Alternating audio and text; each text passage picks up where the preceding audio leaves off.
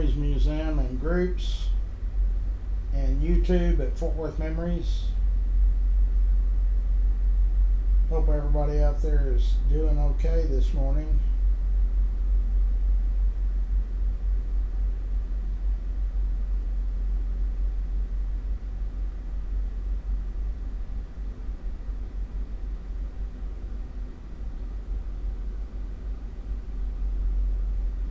Well,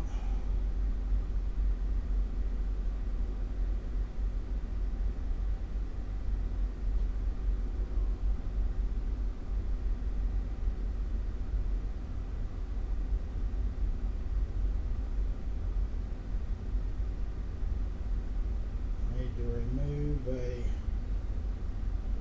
post. Let me get to the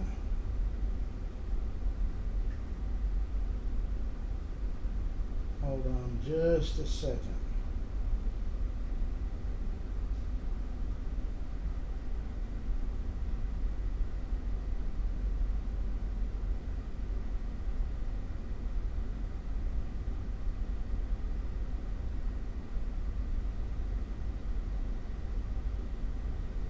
Okay.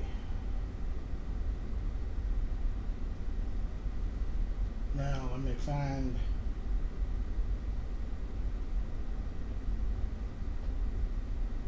the live feed. There we go. Ricky's in. Hercules Juliet is in.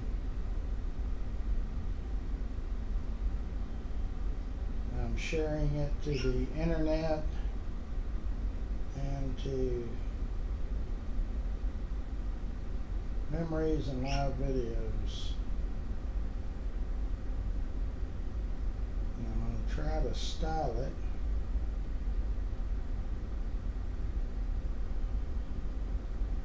Nothing is working this morning. So much for that. Okay, it's foggy. I mean, extremely foggy. Took me about 10 or 15 extra minutes just to get here. People have got their flashing lights on, and at some points when I went across the Lake Worth Bridge, you couldn't see 12 inches in front of you. So we're going to style this.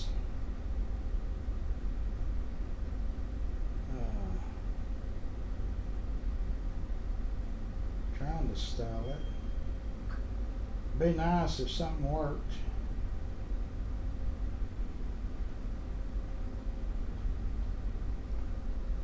Well,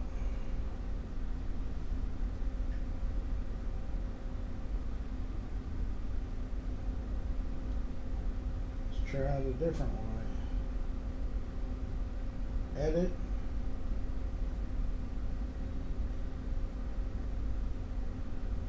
Well, it won't let me edit it.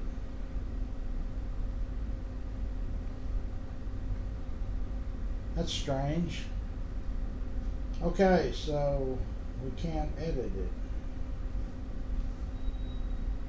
Anyway, it's supposed to get up a little bit warmer than yesterday, quite a bit warmer, I believe. I believe it's going to get, let's see here, 67. That's warmer than it was yesterday. Tomorrow 69, Sunday 69, Monday 76, then it drops back to the 50s. Okay, so we are eating again at Grump's on River Oaks Boulevard and Roberts Cutoff. I had a lot of people that requested that they didn't make it last Saturday and they want to make it this Saturday, so here we come, Grumps.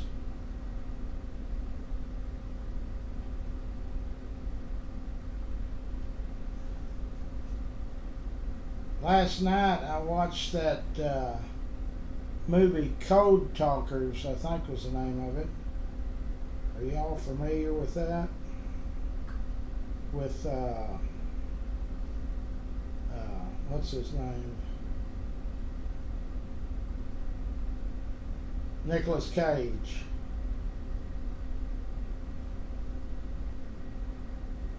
Still won't let me. Okay, I'm gonna just forget about that then. Sandy commented.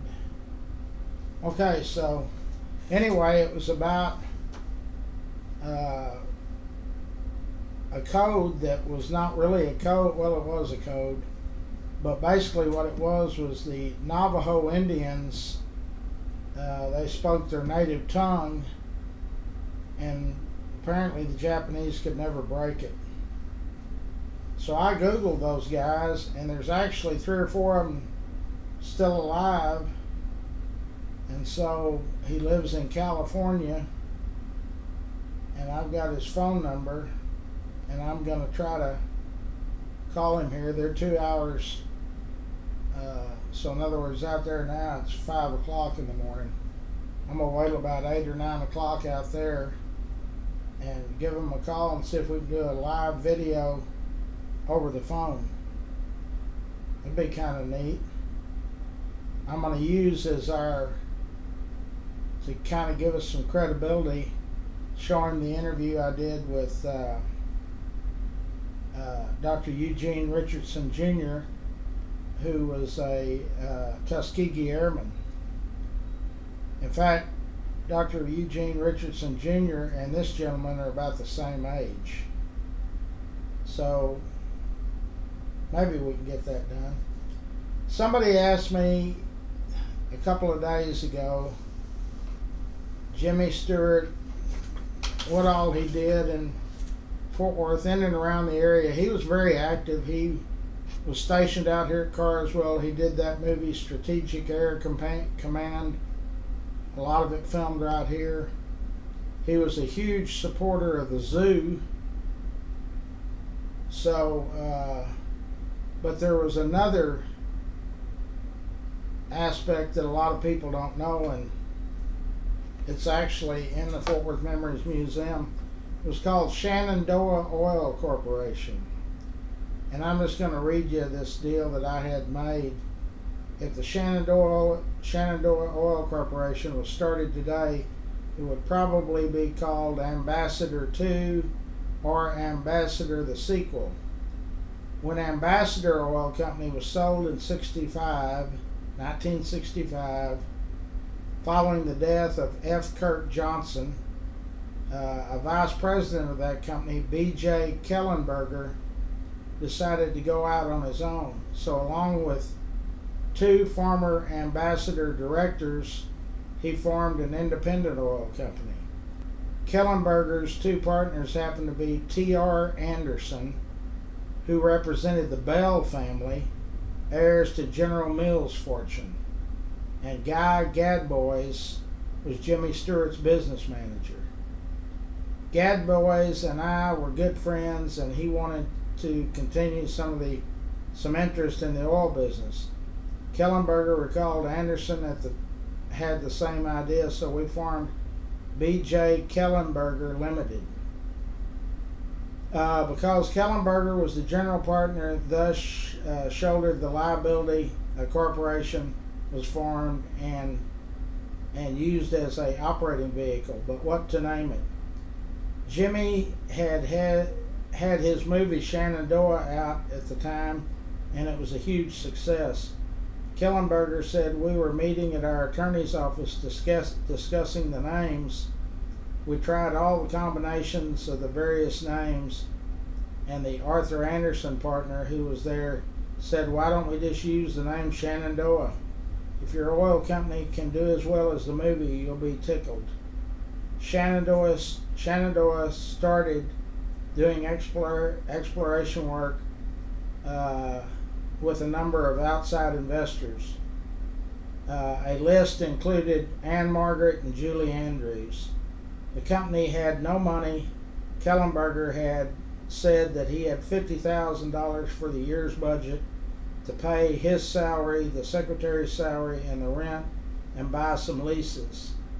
I was agreeing to buy leases and I was trying to sell the deals to our investors before I had to pay off the leases, which is typical. And he just goes on to talk about, so many years ago I bought this was on a Christie's auction,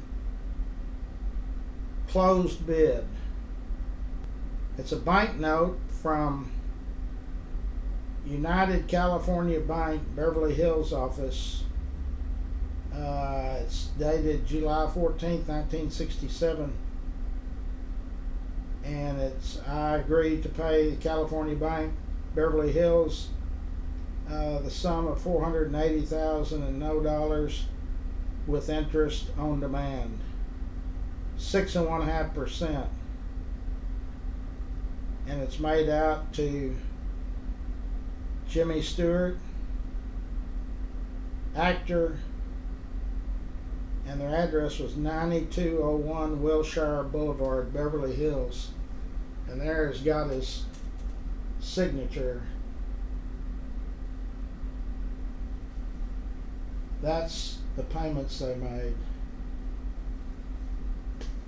So there's the authenticity. You can read that.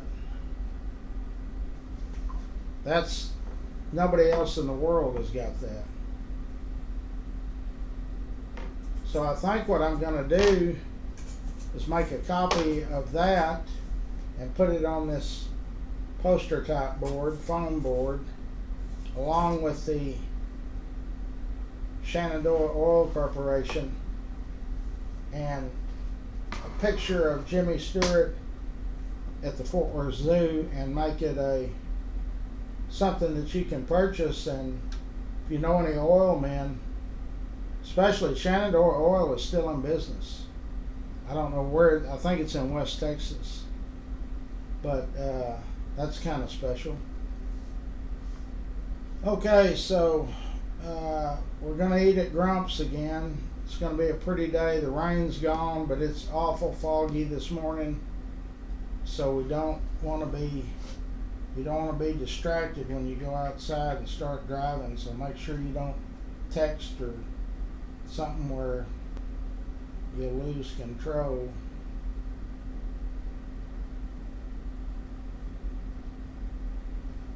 Okay, so let me see what anybody is saying.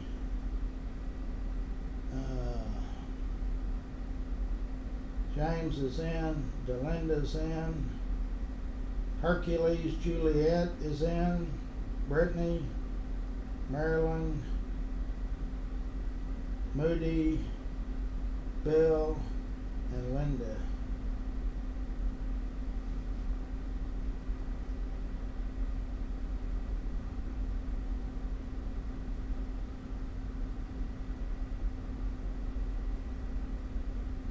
Yesterday was kind of an eventful day for me yesterday evening. The reason I didn't go live, a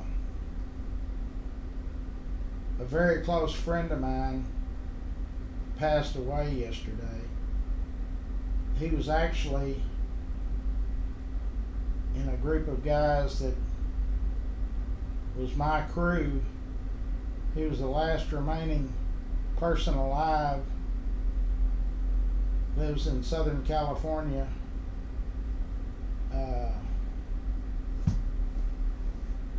So that was kind of everybody knew it was coming. He battled cancer for a number of years. Gosh, this guy and me battled a lot more than cancer.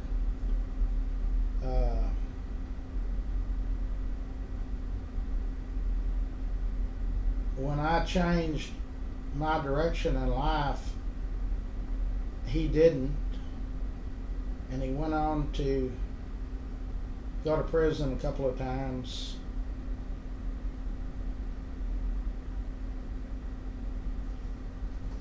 And always was looking for the easy way out. And we had talked about it many times.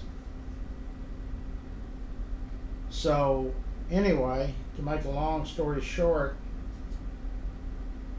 he had called me on Christmas really his wife called me on Christmas and said that the end was not far away.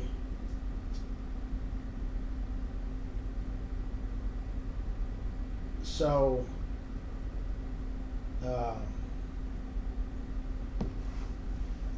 this is going to get real emotional.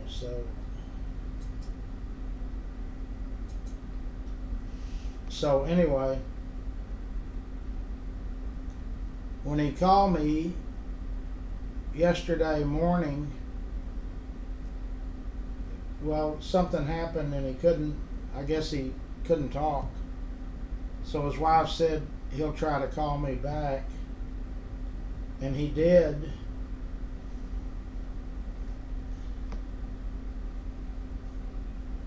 And when he called me back, he confessed his sins to me. So I don't know if that counts with the man upstairs, but I see that two of our ministers are on this live, and I wish one of them would call me after I go off.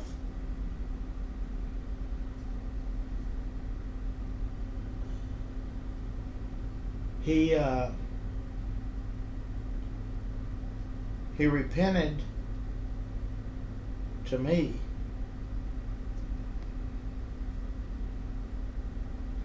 So I don't know how that works with the Lord, but I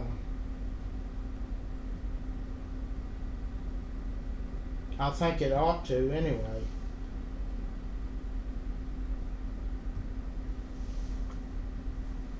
He and I were not close the last 30 years of his life, because most of that time he spent in the penitentiary. So I was just wondering how that confession would be viewed by the Lord. I've thought about it all night, and it's kept me up because people say things to try to save their soul, I guess. So I don't know if he really meant it or not.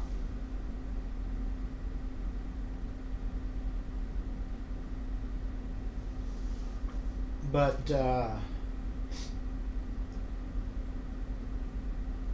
he at one time was very close to me. In fact, we got in a little scrape in the 60s, 69. And when the authorities caught up to us, he took the blame and went to jail and didn't mention anything about me. So that's how close we really were.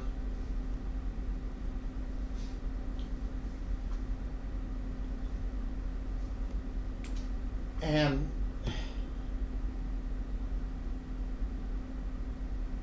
he's the last one of the group. There was 8 of us. The others have been gone since the 70s. So anyway, I'm going to end this live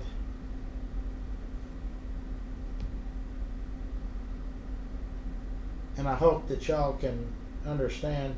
I'll be back.